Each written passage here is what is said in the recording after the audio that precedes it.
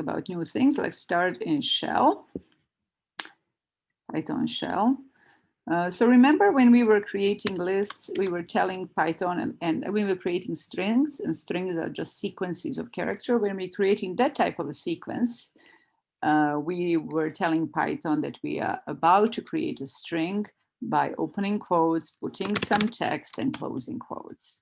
Similarly, if you want to create a list, you let the Python know that you're about to create a list by opening a square bracket and closing a square bracket. Then in between these square brackets, you add individual elements of the list. And individual elements can be anything. Okay, let's start with the simple things. Let's start with a couple of integers. So we created the list. Let me call it the list like this. We just created it. This particular list has 3 elements. You separate individual elements by commas. So we have 2, -1, and 100. If you want to access this list again, if you want to access the list that you're creating again, of course, you have to use a variable to refer to that list. So now we have a list with 3 elements that is referred to by variable L here.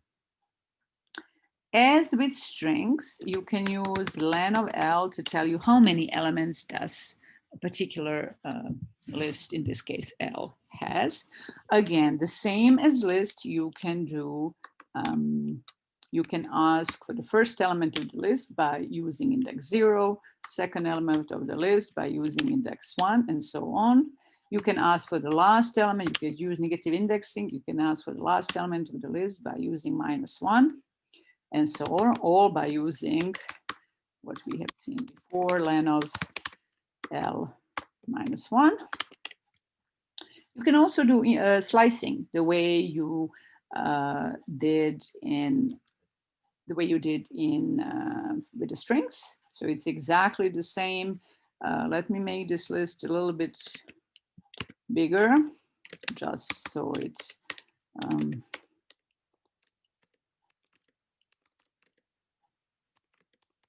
okay. So if you ask, give me a list starting at index 0, going up to index 3, this is going to return the first 3 elements of the list. And the same as with the strings, if you're starting at the beginning, you can omit the first number, and then Python is going to interpret that as the missing first number is going to be interpreted as saying start from the beginning. So this is going to return first 3 elements of the list. Similarly, you can go anywhere. You can say start with index 3, go to index 7, up to 7. So the second number is up to 7. So 0, 1, 2, 3, starting with 4. We are going 3, 4, 5, 6, and up to 7. So we don't take this one, so it's going to return this sublist. Also, you can determine skip. You can use the third number to tell you, oh, I don't want every element. For example, if I put a 2, it's going to start in the first position. In this case, it starts at the beginning. It goes to the end because we omitted both numbers. And then it goes in the steps of 2. So it goes from the beginning to the end and gives us every second element. So 200, 1, 3, 45. You can use a negative step to mean go from the back.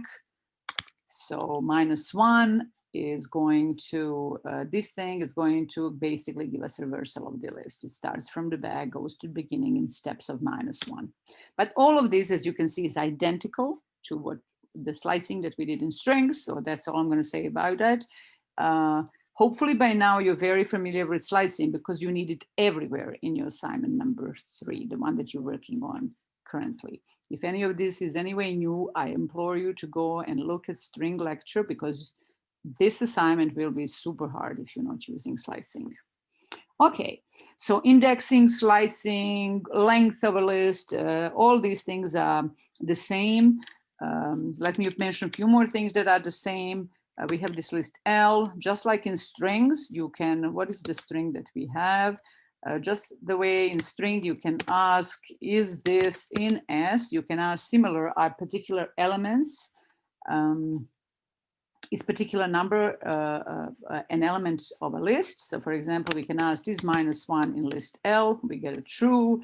Is 100 or 1 in L? And we get false. So this powerful operator in works on the list as well.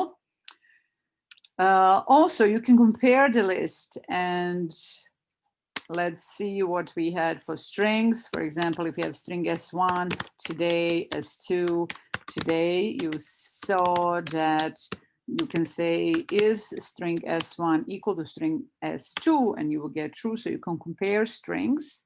You can do the same with the lists in Python. This may surprise those who programmed in other languages. So let's see here, L1 is equal L2. We're asking, is L1 equal to L2? And we get true.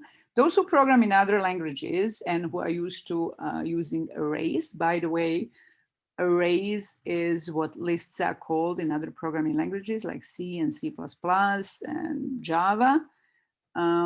So if you hear a word array, think of lists in Python. Although you will see, if you're familiar with arrays in other languages, that lists in Python are much more powerful. We're going to see already today a number of differences. They are dynamic, and you can do many more things with them. So in other programming languages, when you have two lists and you're asking, and you do operation like this, is L1 equal to L2, you would get a false, because what that operation does in other programming languages is asking, are the objects L1 and L2, are these two variables actually referring to exactly the same object? And in that case, the answer is no. And we're going to see when we get to the memory part of this lecture what that means. But we created one list and variable L1 refers to it. And then we created another list. It's stored in a separate space in memory. So it's a different object. So these two lists, although they have the same content, they are not the same objects. They're not in the same location in the memory.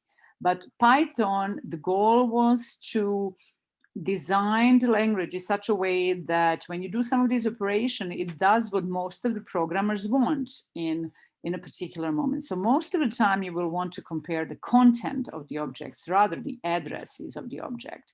So for Python, when you're doing is string S1 equal to string S2, is asking, is the content of these two strings the same, and the same for the list. So you're going to get this, the answer here true. If you really want to know if the two objects, if the variable L1 and L2 are referring to exactly the same object, to the same address, referring to exactly the same list, in that case, you can use operator L2, operator is, and you now see that we get false, meaning these are not the same objects. They do have the same content, but they're not the same object.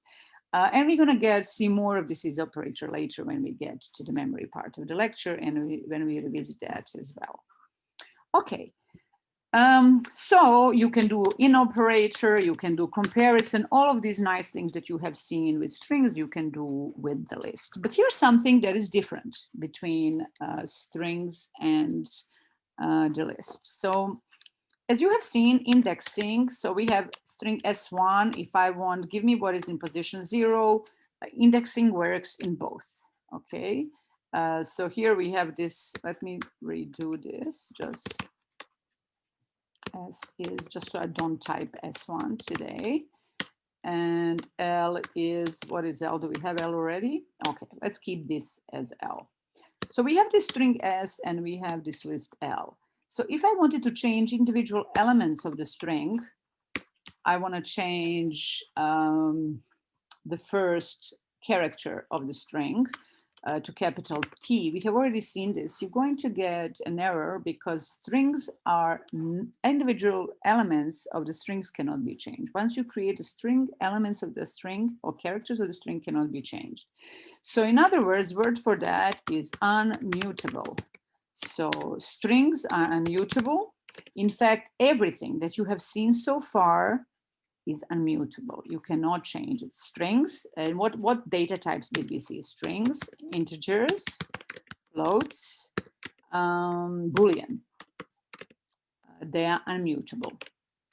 This is the first, lists will be the first objects that are mutable, where you can change individual element of the list. So let's try. By accessing, the only way to change this is to access individual location in the list. So I want, instead of the first element of the list to be a 2, I want it to be, I don't know, 1,000,000. I don't know, however many zeros. So let's see if that works. We didn't get a mistake, and indeed the first element of the string changed. The first element of the list changed. So lists are mutable. Again, fancy word. Something simple, meaning changeable. You can change individual element of the list. Okay, so that's one thing you can do with a list. You can change every element. Let's say we want to change the last element of the list. Not only you can change it. So far, this list example that I gave you, all the elements were integers. But in Python, elements of the list can be of any type. You can mix the type, and that is different from arrays already in other programming languages. Already that makes it much more powerful than arrays in other languages. So for example, I want to change the last element. So L of -1, I can make it be 55.44. So already we have numbers and floats, integers and floats in the same list, but we don't have to stop on that. Any data type can be part of a list. You can mix any data type. So let me see, let me change this one. Let's change the third element of the list. So L of 2, I can even make it a string. I'll make it, I don't know.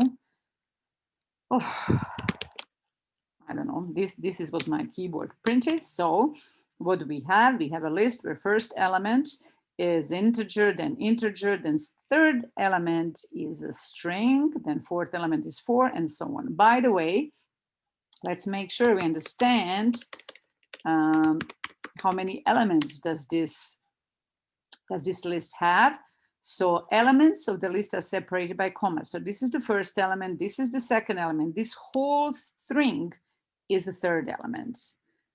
Then we have fourth, fifth, sixth, seventh, and then this eighth character. So we have here a list with integers and floats and strings, and let's even change something else. I'm going to change the second element of this string to Boolean type, true. Okay, so let's look at the list. So we have a list with various values in there. Okay, so we created this list L, and let me make again a little bit shorter list just so we can see what's happening. Let's have a list again. I'm going to keep on using L for this.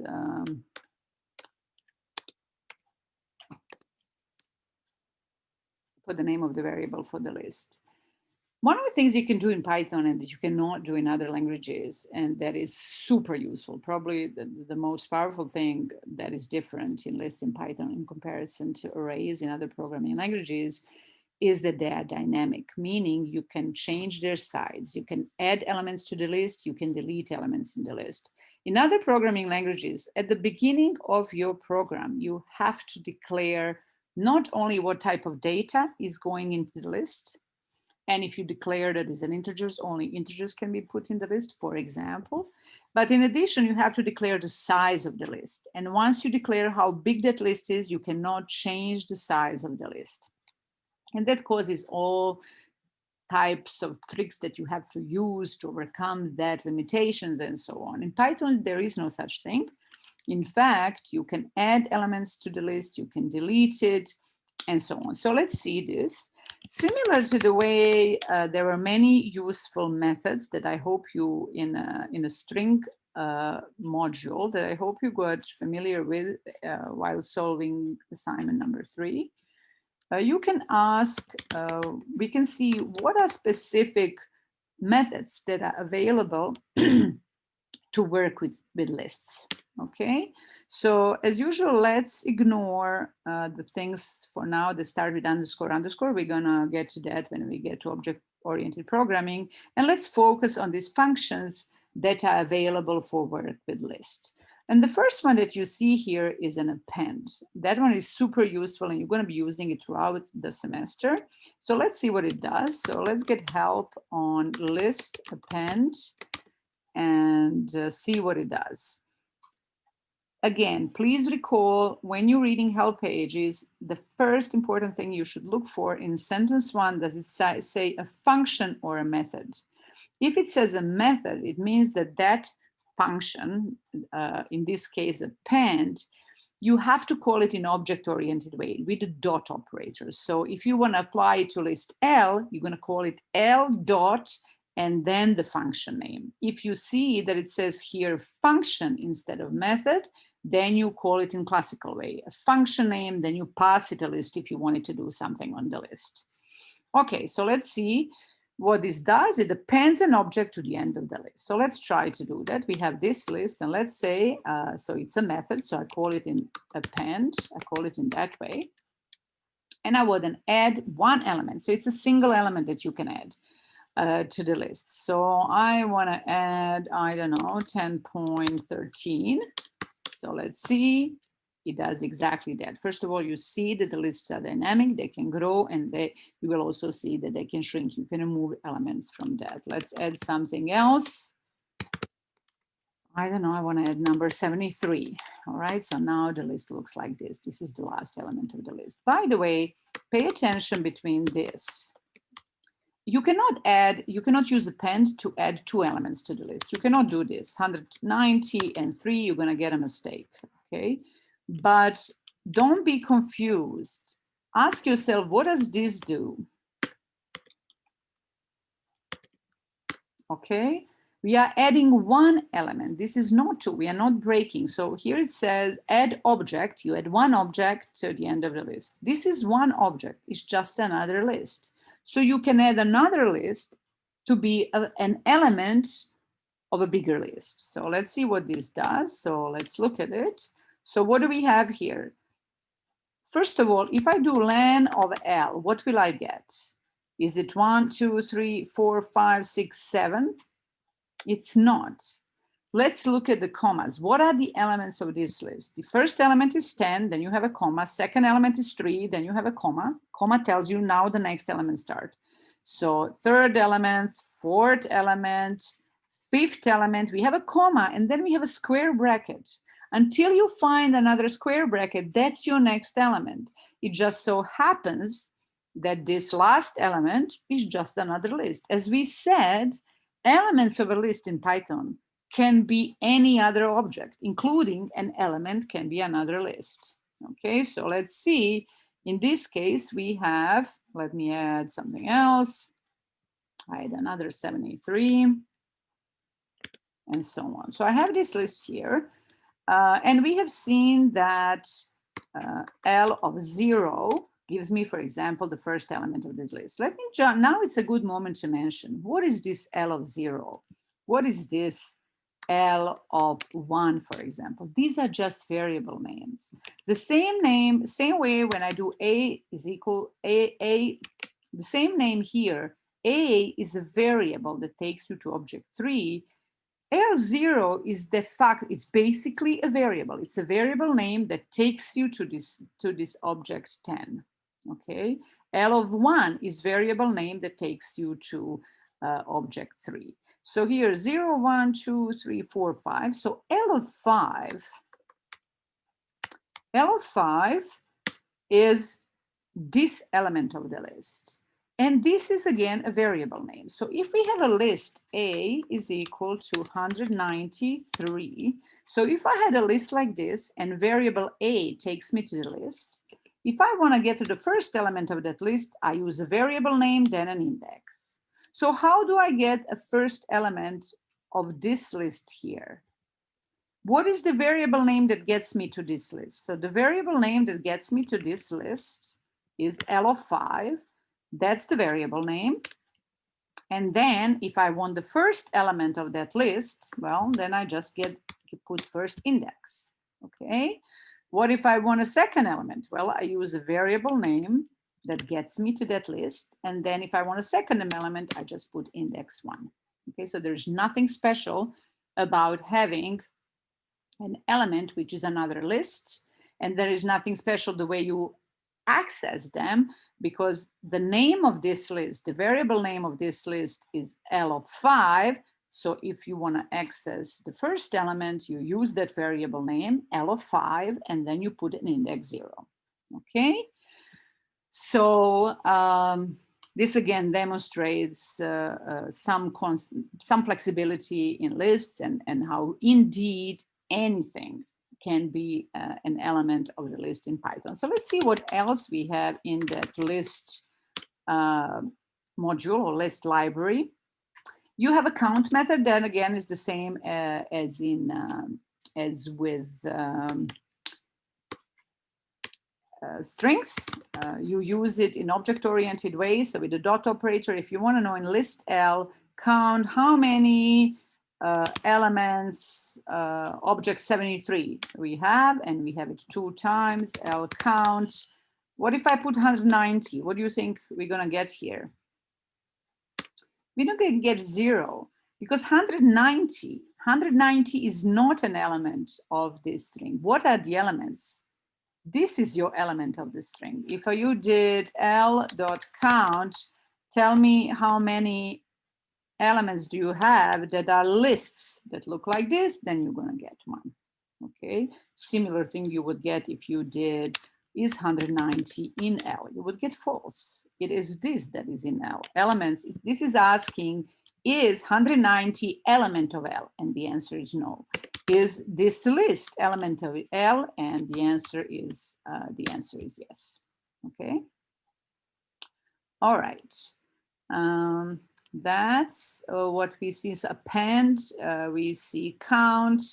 Here's another one, remove. It's a useful method, by the way, for all of them. It's a really short list. You should run help pages. Let's see. The way to use it is also object-oriented way. You can give it one value. If it finds it in the list, it's going to remove it. So let's try to remove 10.13 from the list. 10.13, and let's look. Indeed, it has been removed. Let's remove something else. I can remove 73. If you have 2 of them in the list, it's going to remove the first occurrence of that. Let's try to remove 100. We get a mistake because 100 is not in the list. Okay. So if an element is in the list, it's going to remove it. So what else do we have in this library that I wanted to show you? For example, this one we're going to get to. Sort is super important and super powerful. We are going. Let's look at pop. Help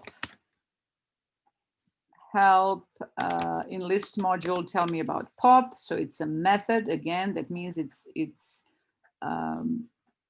called in object-oriented way with the dot operator. What does the function do? It removes and returns the last item.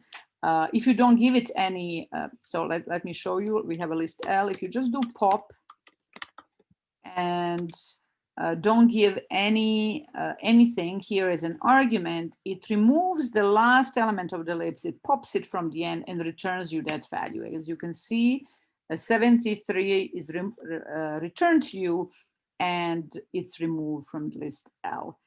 For the pop, you can also specify which position you want to remove an element from. So if you can give it 1, it's going to remove an element that is in index 1 and return it to you. So it returned this element 3 for us. And indeed, 3 that was in position 1 is removed from the list. Okay, so these are some of the methods that I wanted to show you. Let's see what else. Let me make sure that I don't miss something. So, and there are actually, in addition to the specific methods from the list library, we can go back to the built-ins and see which one apply to lists. So what is this? So for now we have this list. Let me pop this last element. because I want to show you something. And let me add, I don't know, minus 20. Okay, so we have a list like this. There are some of these functions that are very useful for lists as well. So for example, there is a function here called sum, as you can imagine.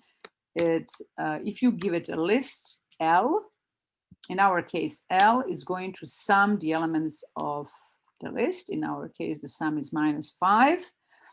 We could have called it like this. So here I can give it a different list. I don't know, 10.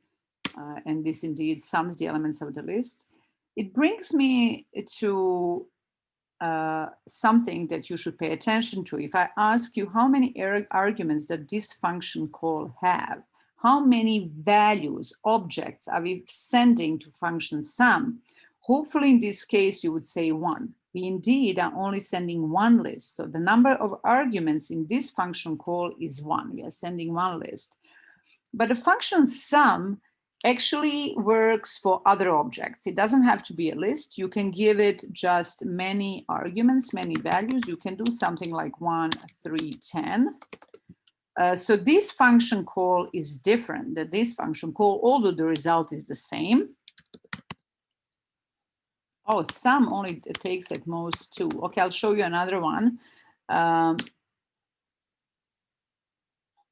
right, so let's do help pages on sum.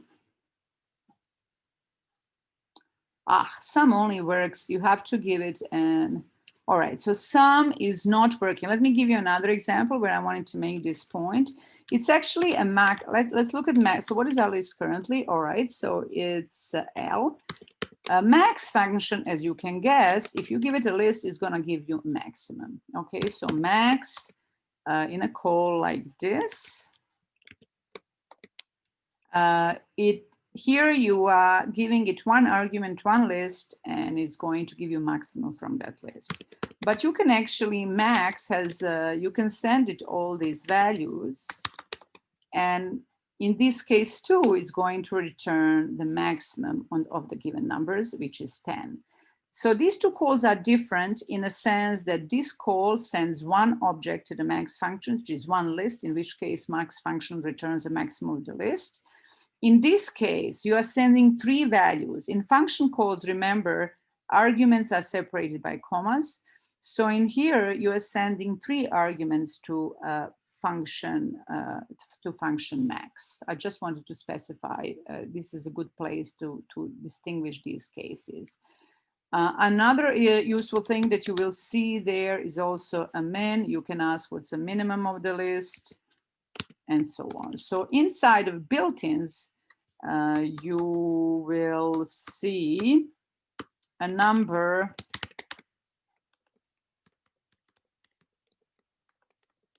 of things that are applicable to lists as well. So we have seen sum, we have seen max, we have seen min, and so on. Okay. By the way, so we have this list. By the way, if you ask, remember this, there is a type function that tells you what type of object you're working with. And notice that for this, it tells you it's a list. So what type of object our variable L is referring to a list. Let's see if we have one of those strings still, it's referring. So this is our string, this is a list. This is good place to show you something that may be useful for your next assignment, the one that you want to get next Monday, because you're going to be working with the lists. So let me see, is that, so here, let's look at the string S. So this is a sequence of characters. All right, but you can have a list. So I can have a list like this. Let me change the name, call it R for a change. Today is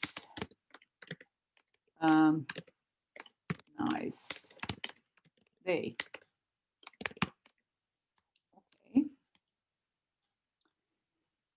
All right, so Today is a nice day. So what is this? This is a list of strings. This is not exactly the same as a string. It's a list whose individual elements are all strings. So in this case, this list has 1, 2, 3, 4, 5 elements. So length of R is 5. It has 5 strings. Okay. But sometimes, let me create a string. Let me call that string. Yeah. Sometimes it's useful, and you may find it useful in your next assignment, because actually you're going to be working with strings and list of strings with text.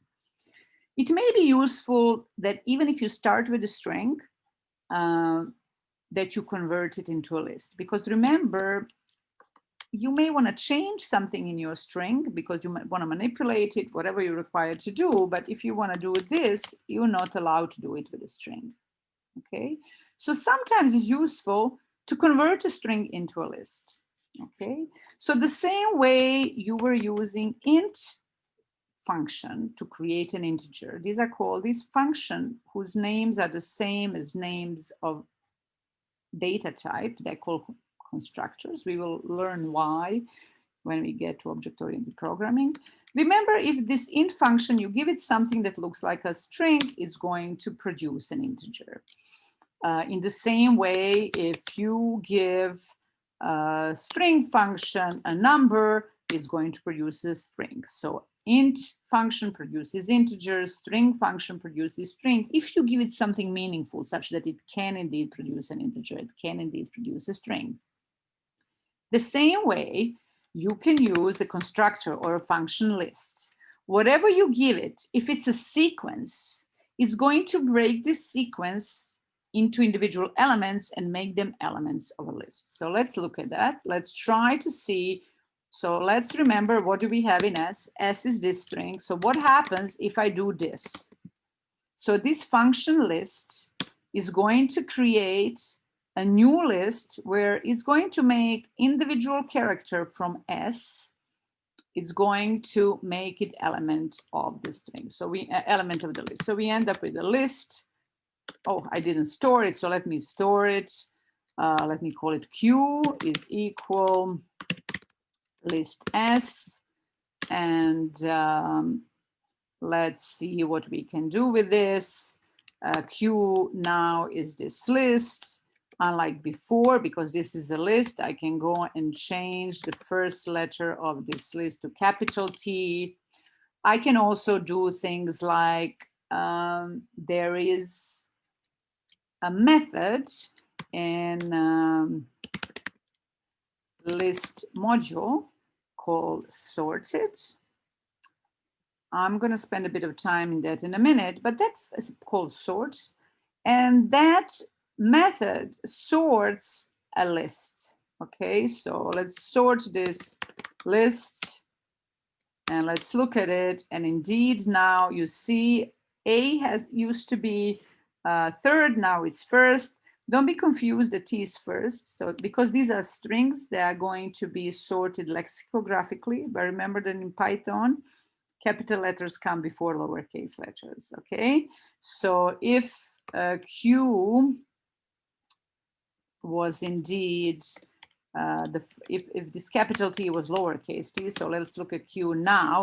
If I sorted, you will really see alphabetical or Q, you will see that it's all sorted in lexicographical order. So if you have a list of strings, you can use a sort method if it's useful for you to sort them in lexicographical order. If you try to do that with a string, that's not going to work because this function .sort sorts a given list, a given string. This is not going to work because strings are immutable. You cannot change individual elements or reorder individual elements of the string. But let's backtrack and look at this function, this method sort. It's a very useful one. In general, sorting is one of the most powerful things that you can often do, not only to make a problem simpler to solve, but also to make it faster to solve. But we're going to get to that later. one also has to be careful. Depending on your problem, you may not be allowed to sort because you're changing a problem, but we're going to get to that later. But right now, let me draw your attention to peculiarities. Why is it important to understand what a function does? Because this is one of the things, for example, again, that I see students make a mistake repeatedly and in huge numbers. All right, so let's see this function. Let's try to understand what this help. Let's go back to numbers just for a moment. And let's say I have 10 minus 3, 60 and 7. I have a list like that. I do help. I want to understand how to use this function sort. Two things you must pay attention to. One, that I already emphasized many times, is it a method or a function? It is a method, meaning if you want to sort, apply this function to list L, you're going to call it L dot and then a function name. Okay, so we already determined that. Let's now look at the function description. What does this function do? Sorts the list. So it sorts this list, the given list, L, in the ascending order and returns none. Okay, so it sorts the given list. So let's see what that means. So we have this list L. I want to apply function sort to it. So I call it in object-oriented way. Okay, and I press enter. And now list L was like this before. And let's look at it. Indeed, list L itself changed. Now the elements of list L are in sorted order. Okay, we changed the list itself. All right. Why do I insist on this? Because often I see students write code like this. Let's repeat this. Okay.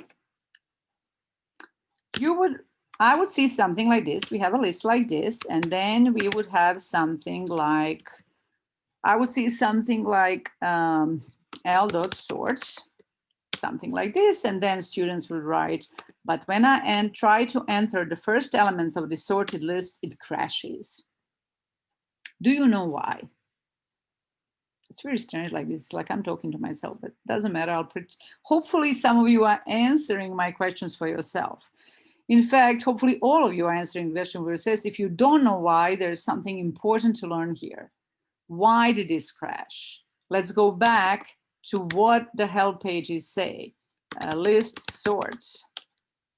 This method sorts the given list. So it takes L and it sorts it. And then that's it. It doesn't return anything. So what does this thing do here? It sorts L. Then you have an assignment operator. So when this is done, it's going to produce object none. And none is assigned to Q. So what you're trying to do here is doing none, 0. That's what you're trying to do. Look, there's the same mistake. Why? Because this function returns none and none is assigned to Q. Q is not some list. Q is an object of type none because that's what that function returns. So we do print Q, we have none. Okay, so this particular method, sort in Python, sorts the given list and returns nothing. Maybe sometimes you don't want to sort a given list. Maybe you're not allowed to, right? You're given a list and I want you to do something, but you need to work with a copy of this list. I don't want you to touch my list, okay? In Python, there is another function in built-ins. Let's read help pages of that function and compare. Help, it's this one here called sorted. Okay, sorted. What does sorted do? When you see iterable, just think of list. Iterable is anything that is a sequence that you can iterate over. So let's for now think of it as saying list. First of all, what did we say to look for first? It's a function. So you call it in a classical way. So not L dot, you're going to call it sorted. And if it needs a list, you're going to pass list as an argument. Okay, that's number one. But let's read the expression. It says this one returns a new list. So sorted doesn't touch the original list L. It returns the new list containing the same element but sorted in ascending order. Okay, so let's see what we have. Right now my list is already sorted, so let me change it into something that is not 7, 8 minus 33, 105. Okay, so I have this list L. I'm going to now call sorted. I call it by first starting with function name. I pass it L. Let's press enter. And notice this Python is telling you this function returned a new list, same elements as L, but sorted. But let's look at L. L didn't change. Function sorted doesn't touch original list. It returns a new list with the copies of the elements, but in sorted order. Now, because this one returns a list, now it makes sense to do this. If you want Q to be a list, a sorted list. Now we have a list Q.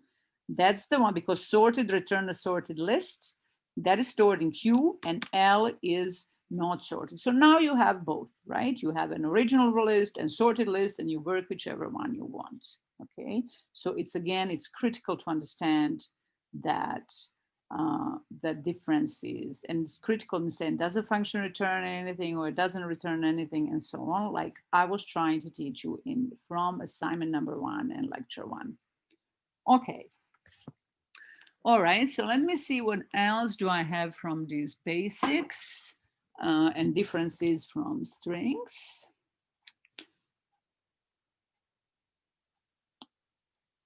Gabchi, can I have a glass of water, please? Okay, let's see. I think I covered the basics that I want. Let me now briefly show you a few things and show a few pieces of code. You have seen that Python provides you with, thank you. You have seen that Python provides you with this function like find a maximum in a list, find a minimum in a list, sum the elements of the list. But these are the fundamental problems that everybody should be able to solve.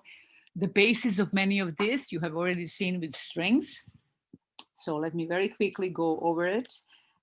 For example, oh, here's something nice, by the way, that I don't think I mentioned in this group yet. Let's see, we have this list L. In Python, if you do print L, it actually is going to print a list with square brackets, but it prints a list. And this is not, again, the case in other programming languages. When you do print L, other programming languages print what's actually stored in L, which is an address. So you tend to get some basically, in a sense, gibberish, but most of the time that's not what you want to be printing. So again, Python is printing somehow user-friendly things. Okay, so if we go to a file and I write these same things.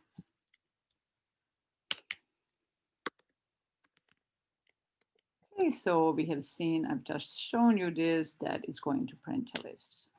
Okay, but you may say, okay, but yeah, indeed it prints a list, but if I wanna, I don't want these square brackets. I want this really to be just element, because this is for a user. I want to give them a list of numbers and stuff. I want to give them a sequence of numbers. I don't want these square brackets. Well, then you have to code it yourself, right? And we have seen that for strings, if we had a string as today, then you can just loop over the individual element of a string and say print, let's say here I was using ch usually variable, and print it like that. Okay, you can do exactly the same thing with the list. I'm going to go pretty quickly here just because it's exactly the same. So when you're using for loops in a list, when I was describing for loops, I was insisting that what comes after for is a variable and what comes after in is a sequence. I was trying to avoid using word string.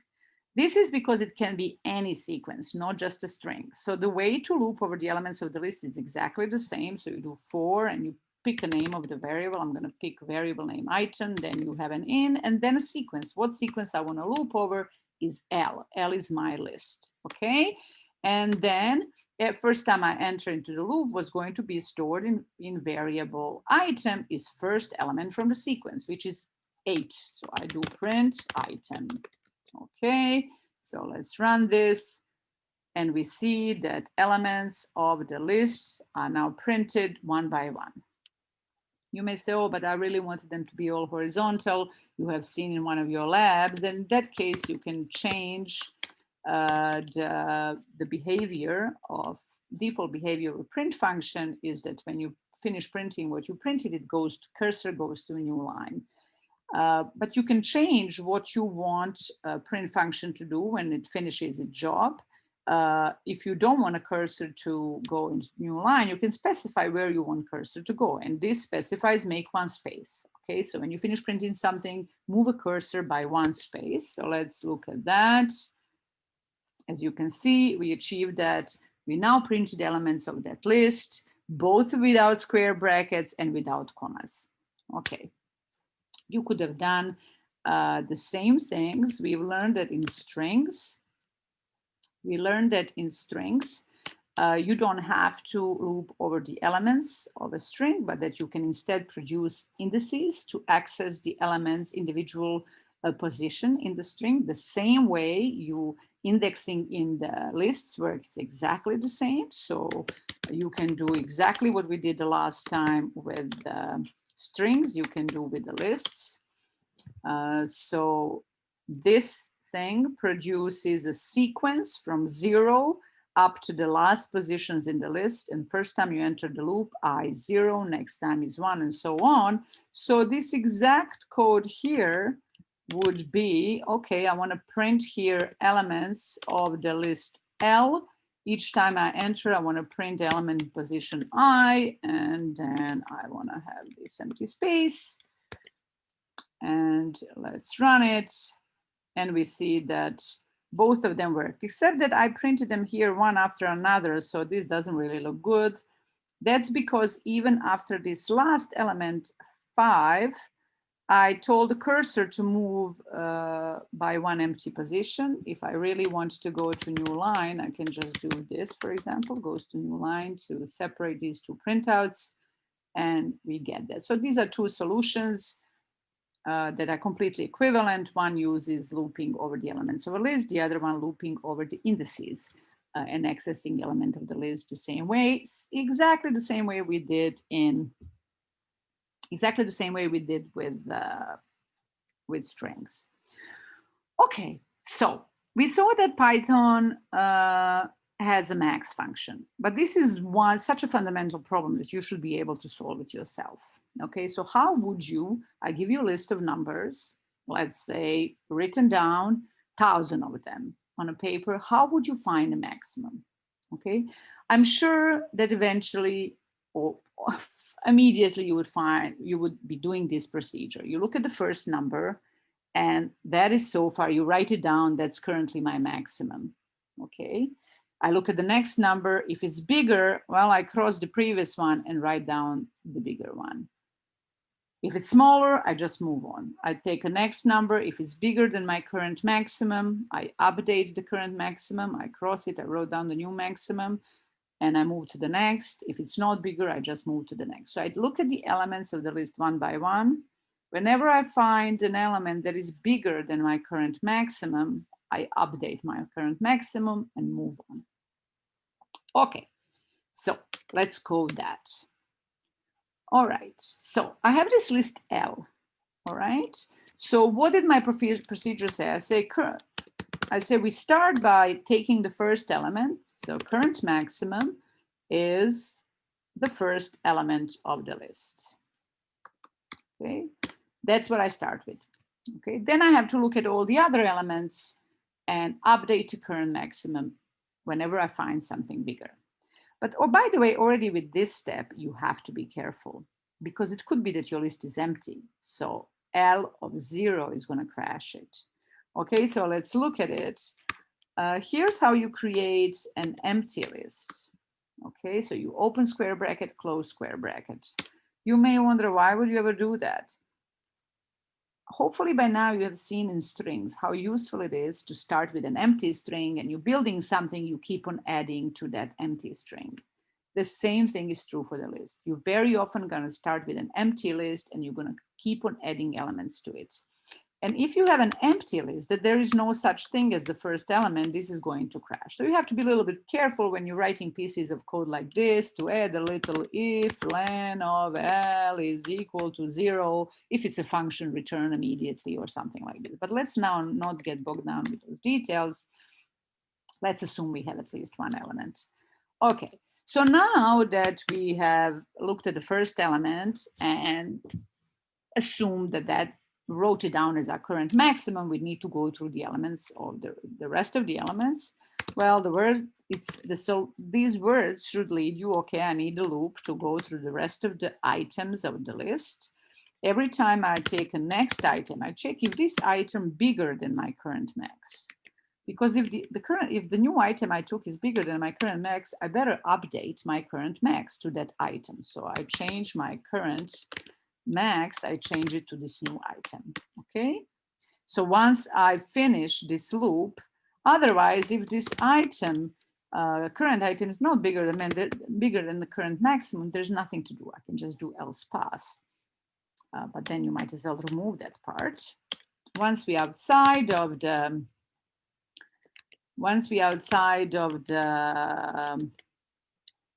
loop, we knew that we went through all the elements. So what's stored in the current maximum of L is the maximum should be whatever is stored in the current max. So let's see, that's our solution for maximum work. We get the maximum of this list is 100, so our solution work. The solution for minimum would be exactly the same, except that you would use less than here and hopefully change the name of these variables, right? So instead of max, you would have a min here. Although it would find a min, but it's completely unreadable or misleading code rather. Minimum, and we come here and we find, okay, so in this case, it finds the minimum. Okay, so we keep track of whatever we're looking for. This is a classical solution. You're going through the loops looking for something. You're going to be doing this over and over. Or you're going through a list looking for something. You're going to be doing this over and over again because this is natural part of problem solving on lists. Okay, we have also seen that there is this sum function that sums the elements of our list. So let's write down, it's another classical thing. It's actually the solution is based on accumulator variable. It's very similar to what you have seen with strings, except what we are adding is numbers and using plus as a math plus rather than as a string plus. Okay, so let's write that one. So how would you find a sum? If I write down 1,000 numbers, how would you sum it up? I'm sure you would all do the same here. You would take the first number, write it down, then take the next one, add it to the current sum, take the next one, add it to the current sum, take the next one, add it to the current sum, and so on. Okay, so before you even add any number, your current sum is equal to 0. Okay, you start with 0. You can also say current sum is the first element, but then you really have to make sure you start from the second, so you don't add that first element twice. Okay, I might as well start with 0 because adding anything to 0 doesn't change. Adding 0 to anything doesn't change the result of a sum. So I can go for item in L. I go through the elements of L. Every time I take a new item, I should add it to the sum. So current sum, I add item to it and I update the current sum. So again, this is accumulator variable, the one that we have seen with the strings. In this case, it's accumulating, you're adding numbers from the list one by one. You're accumulating these numbers by adding, by using plus operator, which in case of numbers does math plus. Once we're outside of the loop, we can print and say the sum of the element, sum of these elements, L is, and we do is current. Okay, Okay, let's see if that works. Sum is 80, just like Python sum told us. Okay. So just the last piece of thing is, what if I asked you to do a product? In other words, to multiply all the elements in the sum, all the numbers in the sum. Okay, so every time you enter the loop, you want to multiply. You have a current product, you want to multiply the next element. But should you really start with 1? You have to start with something that doesn't change the answer, right? If you start with 0, no matter what the elements of the list are, a current product will be 0. The answer will be 0 no matter what the numbers are. Okay, so you have to think. So again, never do pattern matching. You have to think of what you're trying to solve and what value you should initialize this type of accumulator variable. Okay, so if you initialize this to 0, this is 0, and no matter what you're doing times 0, times 0, times 0, you're always going to get 0. So if you're doing product, you should initialize it to 1, because it doesn't change the answer. 1 times, and then we are going to have 8 times minus 33 times 100. So multiplying by 1 does not change the answer. So that's a logical thing, what you should initialize this accumulator variable to. So the product of these numbers is this thing here. Okay, you can do it by hand to make sure that at least in this particular example is correct. Okay, so that's all what I want to show you about little algorithms on the list. But what I want to spend in the last 20 minutes on the class is, as promised, on the memory and how, because at this point when you get to the list is where the differences happen between mutable and immutable objects. So let me start from the beginning. All right, so let me talk about how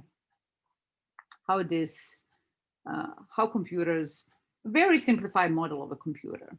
Okay, so here it is. You can imagine that a computer really just has a CPU, central processing unit, is the unit that does computations, and that all the data that you're using are in the memory.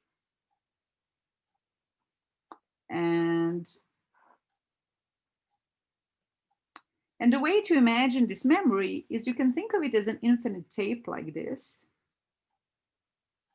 And it's actually not, let's say, theoretically an incorrect model. It's as powerful model as any of the computer ever built. So you imagine you have an infinite tape with slots, and each one of these slots is a memory location where you can store an object. In addition, each one of these slots has an address. Okay, so for example, I'm going to, the same way if you have a row of houses, they're going to have addresses. If you want to find an object in a memory, you need to know which address it is. So each one of these locations has an address. I'm going to label these addresses.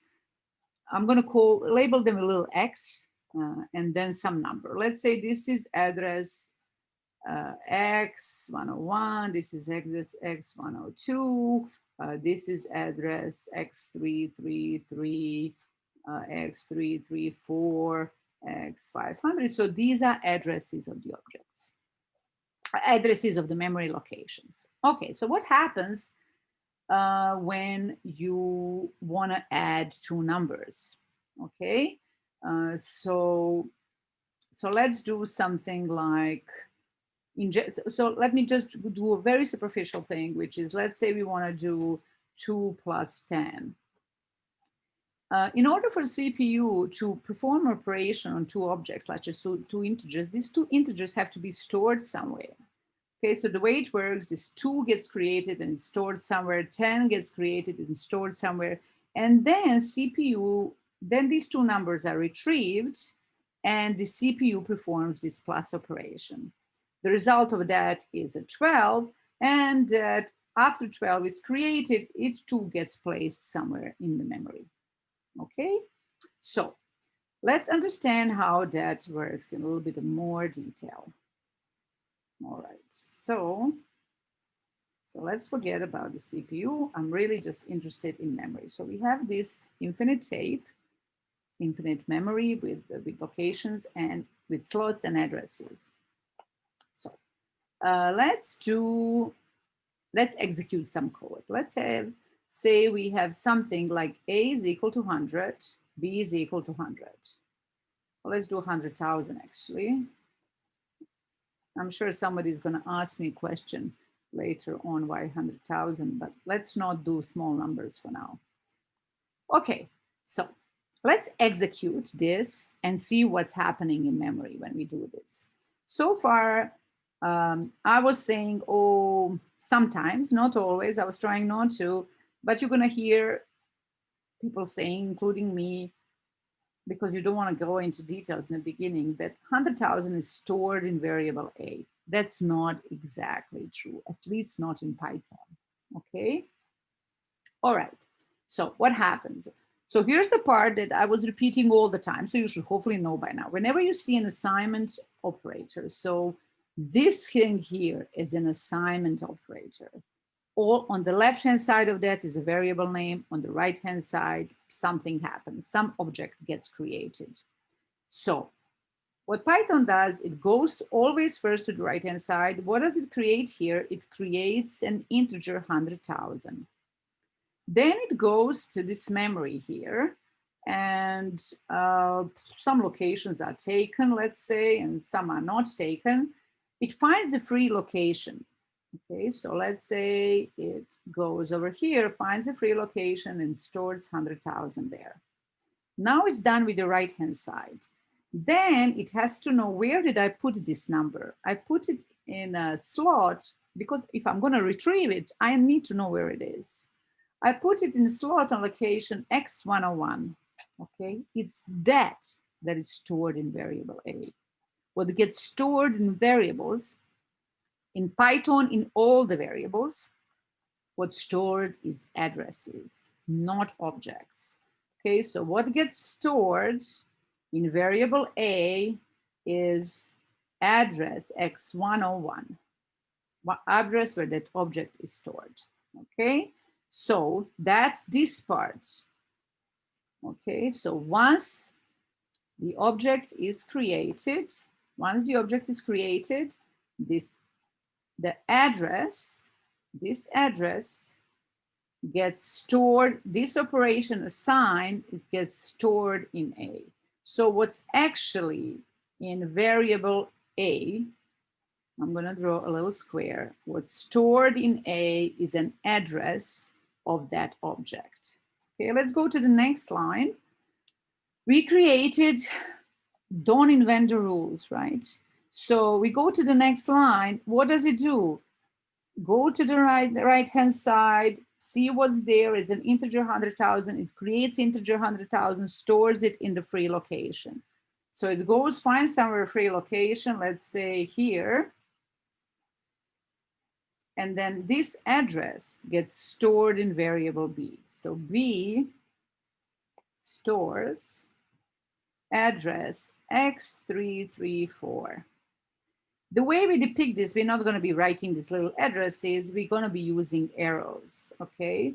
How do I use these arrows? I'm saying A is actually referring to this location. B is referring to this location in memory, okay?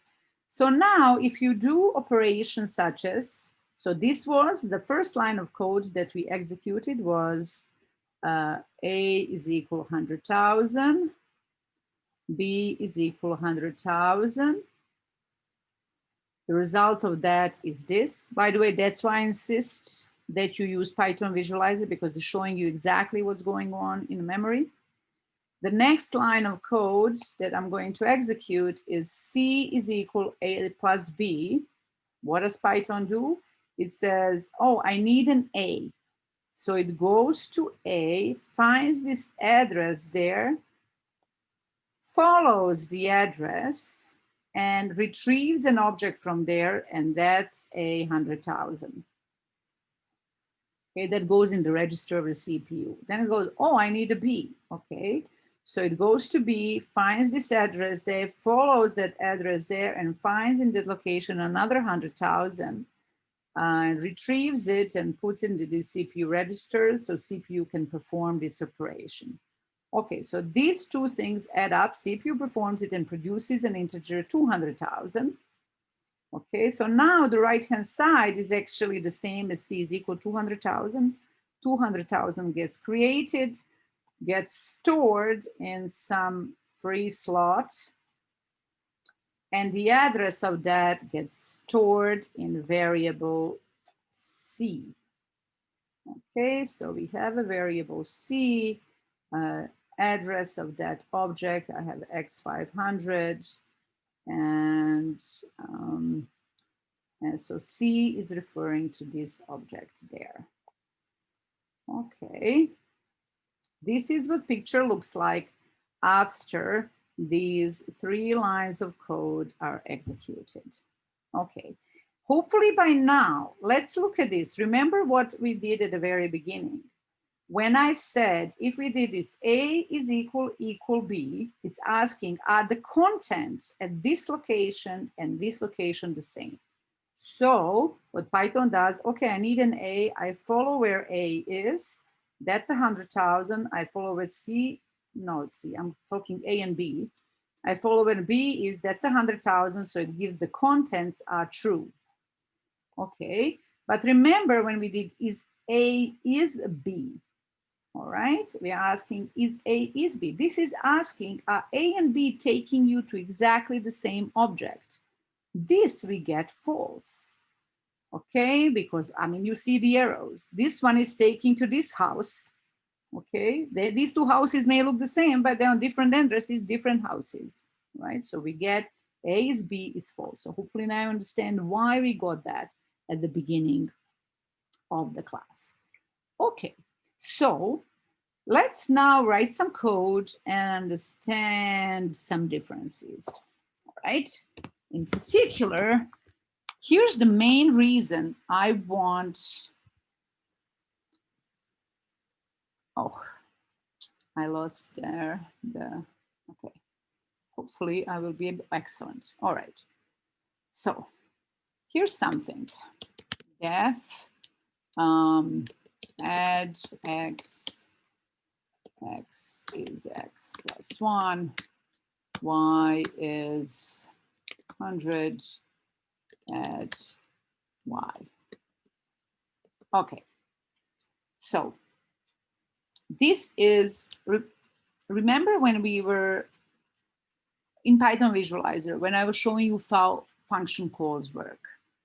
So the way this is executed, you execute this line, then you go to this line, and then we have a function call. So because we have a function call, we jump back to this line. So here's what happened, and I was insisting all along, here's what happens whether you want it or not. This operation is going to get executed every time you make a function call. You're going to take, I'm going to take a first, the Python takes the first parameter in your function, it's an X. And then it takes an argument in your function call, and first argument in your function call, and it executes X is equal to Y, or rather assign Y to X. Python executes this whether you want it or not. This operation is called aliasing, and you're going to hopefully understand now in a minute why. And this is what we need to understand. This is what causes lots of problems, and it's not as obvious as it may look. All right, so whenever you have a function call, Python takes the first parameter equal to the first argument, second parameter, second argument, and so on. So that's executed whether you want it or not. Aliasing cannot be avoided unless you write 0 functions. Okay, but then again, you're using Python's own functions, so it's really unavoidable. We have to understand what's happening when you do this. Okay, so let's do it. Let me do it here. So what did we have so far? I had A is equal 100,000, 1, 2, 3, 4. Okay, 1, 2, 3, 4, 5, that's 100,000, no, that didn't really matters. B is equal 100,000. A is equal B, we've seen this, A is B is false, hopefully now you understand why. But let me, okay, so let me repeat this just to clean up this code. A is this, B is this. And now I'm going to do C is equal to A. Okay. So let's understand what this does. C is equal to A. All right. We have already executed the first two lines that I did. So I'm going to, in this code here, I'm going to erase this last line because I'm going to pretend I never executed it because I want to do this code. Okay. All right. So after executing the first two lines, we've seen that we get this. Oh, sorry. We've seen that you got this after executing first two lines. All right. Now we have on the left, you have another line that we added. So let's add the line C is equal to A. These are the lines of code behind, let's say here. On the left, I have lines of code. What does this do? This means you always go to the right-hand side. Whatever is in A, put it in C. What is in A? It's this address, you put it in C. So Python creates a variable C. Let me use the same color coding. What it puts in variable C, whatever address is in variable A. That is x101. What does that do? It means that C refers to exactly the same location, therefore the same object. Okay, so the picture looks like C is going to exactly the same location as X. So both A and C are the names of this same object. That's why this operation is calling an aliasing. What it does, it makes both C and A, in a way, names of this object here. They're aliases, okay? All right. So they're both referred to the same object. So we see what this does. Whatever is in A on the right-hand side, we place it in C. Okay. So now let's see, I do something like A is equal to 55. Okay, clearly A changed. What about C? Okay, C didn't change. Let's see why. Let's execute that line. All right, so C. I want to execute now the next line, which is that A is equal to 55. Let's execute this line. Never invent the rules. Always apply exactly the same rule because the programming languages do that. I go to the right-hand side. What does it do? It creates an integer 55. What does Python do when it creates an object? Finds an empty slot. Okay, here, puts the number there. Then address of that object, let's say this location was X500. The address of that object gets stored where? Well, you are told where to store it. Store it in variable A. But we already have variable A. So I go to variable A, whatever is there, I erase it. Shouldn't be there anymore. I put this address now, because Python says when you create an object, put an address of that object in the variable to the left. So now here we have X500. So A is not going to take you anymore to this address. A is going to take you to address that is written there. So the picture looks like this. So let's see what we have. A is 55. Indeed, I follow my arrows. So let's follow the arrows. A takes me to 55. B takes me to 100,000. And C, like we have seen already, takes me to 100,000. We never touched it. Okay. So let's do something kind of similar. It looks similar. That's why it causes confusion. Kasim, I'll take questions in about 2 minutes when I finish the class. Okay, let's do something very similar, and Maid too. Keep your questions for in 2 minutes. So let's do something similar, but with a, oh, sorry. Maybe you were trying to tell me that I didn't show you the picture. I'm sorry about that. That's difficult to see. Okay, so in case you didn't see the screen, which I'm not sure you did, This last line, created integer 55, stores it in the location. This address gets stored in variable A. So A now takes you to this address. So the picture looks like this, and hopefully now from the picture you can understand why it was going on. Okay, last example, and now with the lists. And it looks very similar, but it gives different results. Okay, so here's what we did. Let's do something that looks very similar. X is, I'm going to create a very short list, 10, 2, and 100. Y is 2 and 100. Okay, so I'm creating two lists, but with different content. Then I do C is equal to A. Then what did we do here? We changed, it looked like we changed A. Okay, A would be here like X. Let me change the first element of X to 55. Indeed, X changed, like here, A changed. What about C? Here, C didn't change. What about here? We did, oh, sorry. I was rushing too much. It's not C, and A has nothing to do with it. Let's do, let me repeat this. Okay, so here's an equivalent. X, Y is, I should have used A and B. No, I don't want to do that just because I want to keep the picture. Then we do Z is equal, that was like C, Z is equal to X. Then I change the first element of X to 55.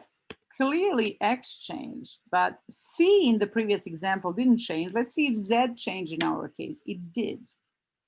Okay, so let's execute these lines. The first three are exactly the same. Okay, so let me do these lines of code. X is 200. Python goes to the right-hand side, creates a list, finds a free location. Okay, here's a free location, creates this object. It's an address x335, and it stores in variable X, what it stores is that address, 335. Okay, so the picture looks like this. X is taking me to this address. Then I execute Y is equal to 200. Exactly the same. I go to the right-hand side, create this object, goes to some free location, creates that list. Let's say this address was X600.